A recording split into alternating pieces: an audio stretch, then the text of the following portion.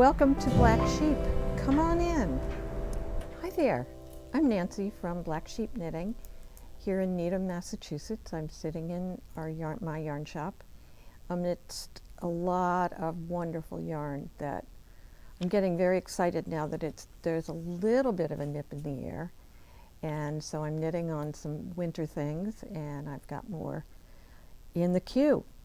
The first thing I wanted to mention today, and I mentioned it before, but now I have dates. Giavanna, our amazing Giavanna, is going to do 2 workshops. The first one is Have No Fear, Navigate Ravelry Like a Pro, and that's going to be on December 7th, I believe at 1 o'clock. And I'll read you what she has written. Ravelry can be intimidating for folks, and there are some functionalities, hello search in parens, that are hard to navigate. In this 2-hour workshop, you'll go through the basics using Ravelry and learn how to get the most out of the site. And I think save you time from going down rabbit holes you don't really want to go down. The objectives are: learn how to add your project to your notebook and document your project's progress. And I think I should pay attention to that because I never document mine, and I should. Navigate Ravelry's extensive library and tricky search function. Track your stash. That's another good one to have, because then you're not picking through all the bins in your house. You can just go and look and see what you've got. Engage in forums. That I'm not good at. Find and make friends. And I know Giavanna has made lots of friends through Ravelry, so that's for. And she said, and more. The tools and supplies you'd need would be a computer, a tablet, or a phone that can easily navigate and follow along as recommended, but not required, because she'll have a computer or a laptop or something here that you can follow along. But if you've got a tablet or a laptop, I recommend it. If you don't have either one, a phone is fine. The second workshop she's doing is on December 14th. Again, probably at 1 o'clock. Stay tuned for the exact time. And this one is, for a lot of people who have issues with this, is knitting math and the power of a swatch. And here's what she says about it. Have you ever dreamed up the perfect yarn and pattern combo, but in reality it wasn't a match? Have you ever knit up a sweater and wished it fit just a little bit better? In this 2-hour workshop, we will go through the basics of knitting math and the power of your, in parens, blocked swatch. The objectives are: discover how you can play around with your sweater to fit the way you want using your stitch gauge and row gauge. And row gauge is something that you'll really want to learn more about because it's important. Learn to have a swap in different yarn weights, or learn how to swap in different yarn weights, which I'll show you something about that a little bit today. Practice some math tricks to apply to your next project. The tools and supplies you'll need: a sweater pattern, either a drop shoulder or raglan or yoke is recommended, a 4x4 swatch for the sweater pattern in different yarn weights. So you can try 2 different yarn weights. Weight the pattern calls for is the first thing, and then one weight, either larger or smaller, a measuring tape, a calculator, you can use your phone of course, and readiness to do some math. So I think this would be a bang up one to either one of these. Both of these would be a great benefit to a lot of you. I mean, I see things in here that I want to learn about. So you might want to as well. We'll have sign-ups for that maybe tomorrow. We could probably get them online by tomorrow or Sunday. We'll see. You can check. And we'll have it on our email. So you can call to sign up. I didn't come up with a price. I'm going to guess. Generally our workshops are like $85, but we'll see what, because it's just a one-shot thing, but we'll see.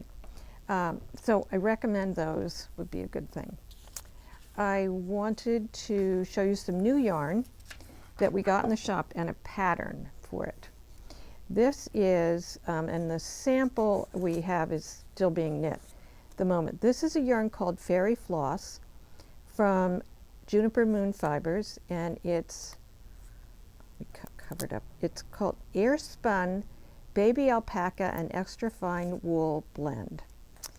But the cool thing about this, apart from that it's super soft and really nice, is that it is color. It's in colors. So it's gradient colors. So these two are just wound differently but the same colorway, called Fantasy. So it will subtly stripe in different colors. So this one is called Fantasy, and as you can see it goes through purples into a little bit of rust.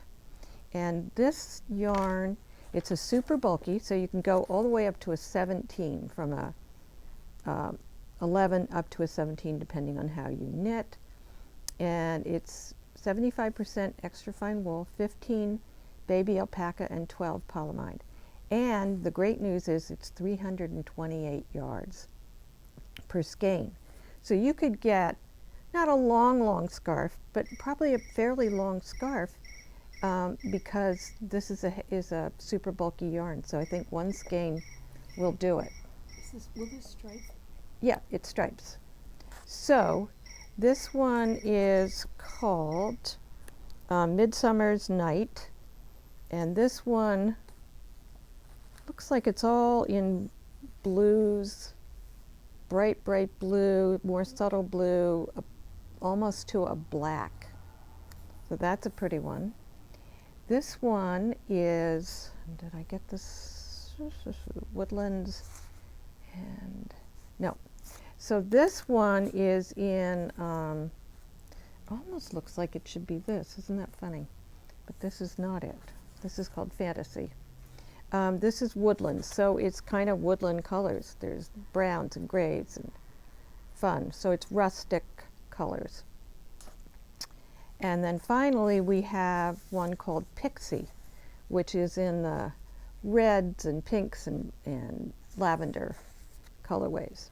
So I looked for a pattern that I thought would be appropriate for this, and this can be just a big wraparound scarf. So I found one, and this isn't a very great picture, but maybe Robin can put one up on the site that is. It's called Diagonal Knit Scarf.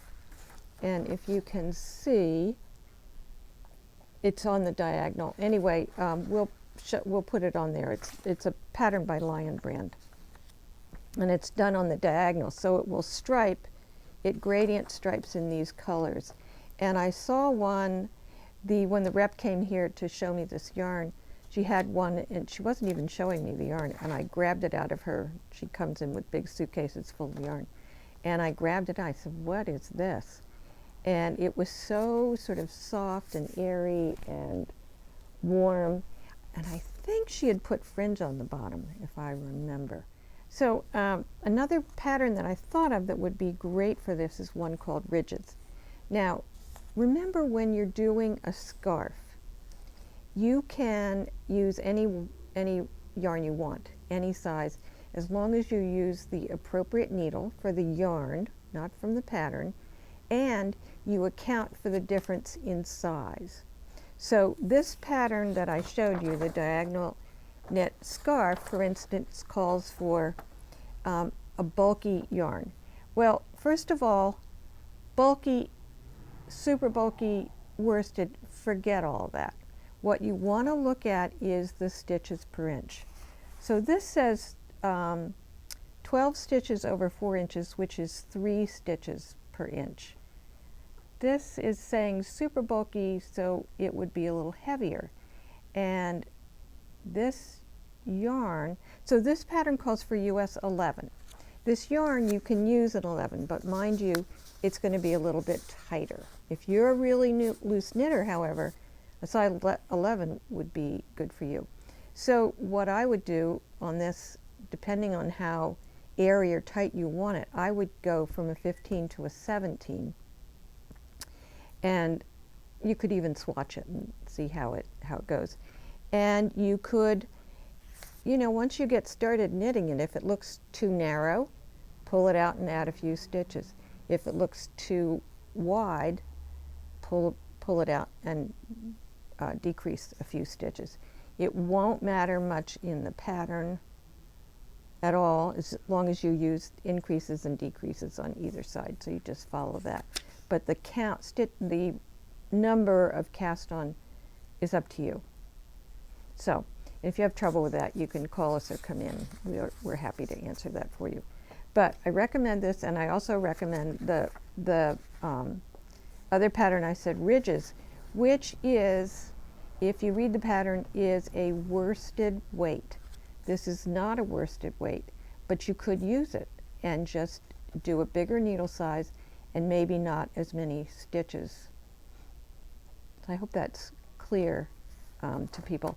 And I've, as it was getting cooler this fall, I was not wanting to put something over my head. And I was looking around for a shawl or a scarf. And I realized, because I haven't been wearing scarves much in the past several years, I've been doing, you know, these triangular shawls. But a scarf is a really great thing to wear. And you wrap it around and it can hang down here. And I'm famous for not zipping up my coats. I just throw it on and off I go. So it's really nice to have a long scarf that's hanging down in front of you to keep you warm. And there's lots of different ways to wear it. So the next thing I wanted to talk about is I have 2 works in progress, and I'm wearing something that I want to talk about. And it's using a little bit of creativity and extending beyond what you see on a pattern. So I'm going to go right in with my thought process for my latest pattern. This is a vest that I'm making, and I had a yarn that was the gauge. This is something from my stash, and the gauge, it said it used a US 9 to an 11, so that's probably 4 stitches, 3.5 to 4 stitches to the inch.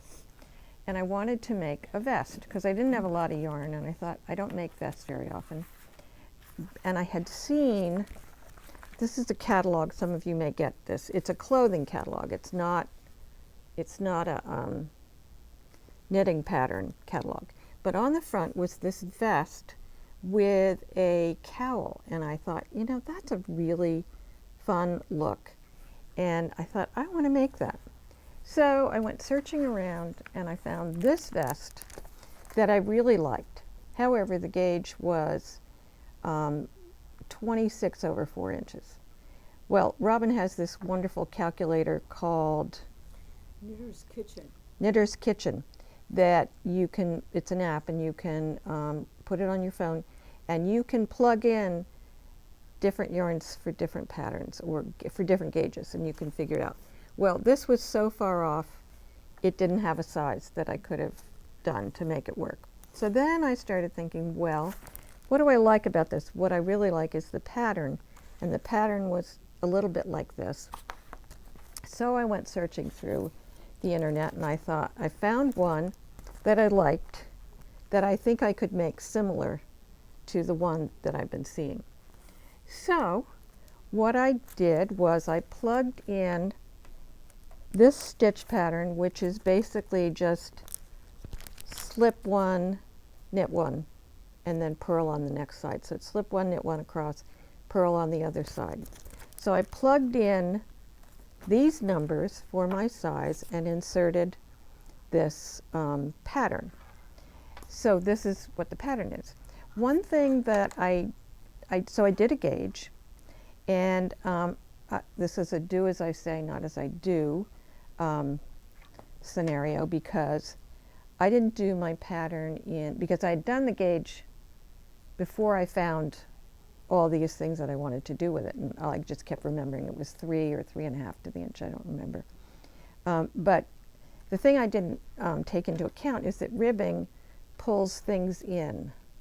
So fortunately, this will block out, and when I measured it, It wasn't too far off, but it will need, and I think I'll like it a little better, pulled out a little. So this is a case of taking something, I have a yarn, I knew what I wanted to do, but I didn't have the right pattern. So, you know, I took this pattern, and you can take a simple pattern like this and put in any kind of stitch you want to do. But what I recommend that you do before you get going is do a swatch in the pattern that you want to do, whatever that stitch pattern is. I'm so excited to do this. I haven't picked the buttons yet. I have to do, I'm on the back, which looks really tiny, but it is going to get not a ribbing, I think, on this, and I think what they did on this particular one, which I want it to, I didn't do decreases on the armhole like they're done here and in the pattern. I knit it straight up because I want it to come over my shoulder a little bit. So that's it. I've done no shaping. I'm not going to do any shaping, but I will pick up stitches and do, I think, a ribbing that is a knit one row, purl one row ribbing. If I can't do just knitting because it will curl. So if I knit, because it'll be in the round, so it will curl in on itself. I could do a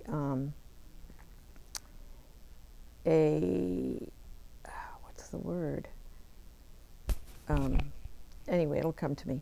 I could do a ribbing, yeah, or for an I-cord. Excuse me, I couldn't come up with the.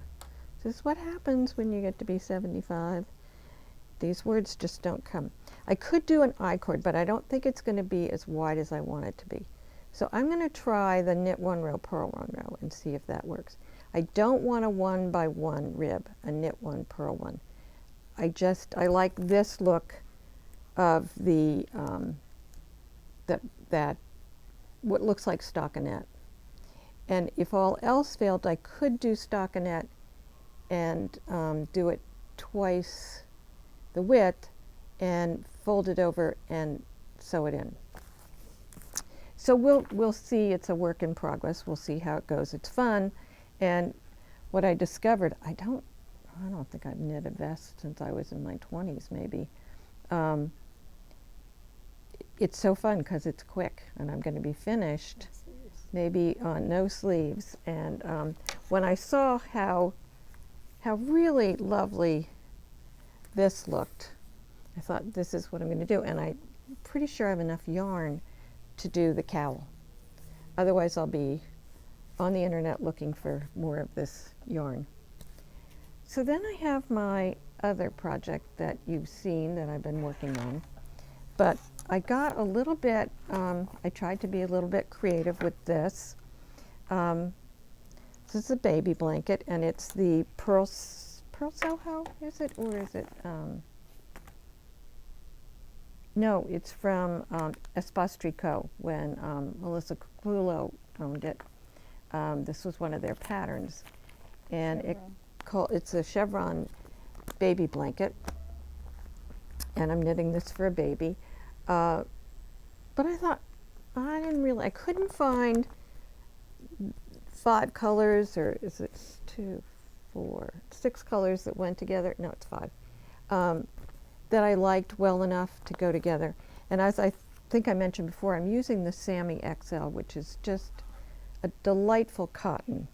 It's an organic cotton. So what I decided to do was I found 3 colors that I liked. So I have the pink, which is kind of the main color because I started with that and I'm going to end with that. And then I decided to put 2 rows of white to separate the pink from the variegated. And I wasn't sure how that was going to look, but I've decided I kind of like it. It sets it off a little bit. So I'm quite pleased with this. But again, it's one of these patterns that's so simple. You get knitting beyond where you're supposed to do your increases and decreases. I think I talked about that before. This isn't perfectly knit, but nobody's perfect. So there. But what I did decide I wanted to do is I decided I think I'm going to put a crocheted edge in this pink all the way around. And I think it'll just sort of bring it all together. So again, this is taking a pattern and just tweaking it a little bit, which anybody can do. And people say, you know, I couldn't do that. Well, the reality is, yes, you can. You can always do something different, and you can always just think a little bit outside the box, do a little playing around with the, you know, if I played around with these skeins, and I could see that this was kind of a nice, this was a nice combination, the three of these. And I could have easily picked, if it was for a boy, I could have picked something else. So taking that idea a step further, I'm talking about what I'm wearing, which you have seen before. And this is a sweater I saw in a catalog again. And I thought, I really like that, but I don't want to pay, I don't know, it was a couple $100 or $300, who knows. And then I thought, well, where have I seen a sweater that is constructed sort of like that? And then I thought, aha, the Anchor summer tee, or summer shirt, or whatever. It's Anchor's. She has a couple versions. And I thought, well, I can do that. And I looked closely at what the stitches were and the colors, and luckily, I think the body of this I did in, I know I did in Patagonia, which is a DK weight organic wool. It's really lovely, lovely to wear. And then the rest of it is felted tweed. And I think I've matched the colors all. I didn't bring the catalog today because now I don't know where it is, but I pretty much matched the colors that they had. But if you look at the amazing colors of felted tweed, you could do anything. And if you didn't want to get as complicated as I was with this, because I did a lot of different stitches, you could just stripe it with different colors, because the way this pattern works is there are panels of ribbing, and in between those ribbing panels there are increases to, because you start from the top down and you increase. And then I did this black with this blue at the cuff, and I did it at the bottom of the sweater. But you could, you know, what if you decided to stripe all these, or you could do anything. So if you've got lots of, if you've got stash at home in the same kinds of yarns, or the same or just the same gauge yarn, it would be easy to do. And you can just pick up colors. And as you know, I love color, and you might have thought never to put, why would you put those two together, that red and that turquoise? But it works, and it's got the black and the orange in it, and the light blue. So things, you can do all these things and have fun. So your knitting doesn't have to be, and this was fun to do because I kept changing, you know, what I was doing. And this is just, you know, regular 1x1 rib with two different colors. You can do a whole sweater like that. Okay. So I had a, I can't remember if it was a text or an email from a customer who remembered that a couple of years ago I featured this scarf, or you could call it a wrap, but it's really kind of a scarf. And I think she was remembering, or even maybe I said the name wrong. The name of this scarf is called Boxes and Towers, and we knit it with 6 colors of Isair Alpaca 2. And it's constructed, you know, beginning here with stripes. Then you pick up stitches right here and knit down, and then you knit down, picking up a stitch along this edge. Then you knit again, going this way, going up, across. Then you pick up stitches along the edge as you stripe again, and then again going across, and so on. in the end, so you end up needing a big needle because you pick up and knit or cast off. Do you go around twice? Maybe you just go around once with this darker color all the way around the scarf. And the nice thing about that is it gives it a very, very nice edge to it. And I love the contrast of the gray with these oranges and the blues and sort of yellow.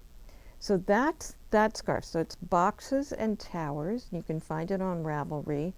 And this took 1 skein each of the Isayer alpaca too. Now you could use any yarn you want. This is a fingering weight. But it's a very effective geometric design, I think. And the colors go really well. So if anybody's interested in that, we have the colors are on our website. The Isayer, we're maybe a little low on some, but these are just 1 skein each, so you can just pick whatever you'd like. Anyway, we're approaching that holiday season where people are going to want to knit gifts for people. So we have lots of patterns for mittens and hats and scarves, lots of things that you can knit, animals. You know, if you want to give your grandchildren an animal for Christmas, you can knit. There are all kinds of animals out there to knit, which would be really fun. So think about that. Or we have gift certificates for people, and we have lots of gadgets and tools and things that make great gifts. So that said, I hope you have a wonderful week of knitting, and we'll see you next week. Bye.